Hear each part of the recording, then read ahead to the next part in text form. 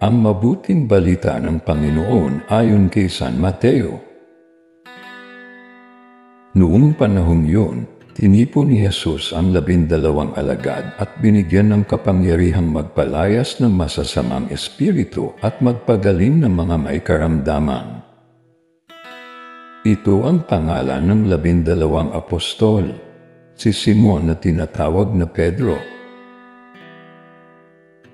at si Andres na kanyang kapatid, sina Santiago at Juan na mga anak ni Zebedeo, sina Felipe at Bartolome, si Tomas, at si Mateo na publikano, si Santiago na anak ni Alfeo, at si Tadeo, si Simong Makabayan at si Judas Iscariote, ang nagkanulo kay Jesus. Ang 12 ito'y sinugo ni Jesus at kanyang pinagbilinan.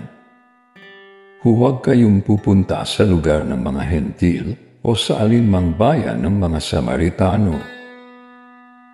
Sa halip ay hanapin ninyo ang mga nawawalang tupa ng sambahayan ng Israel.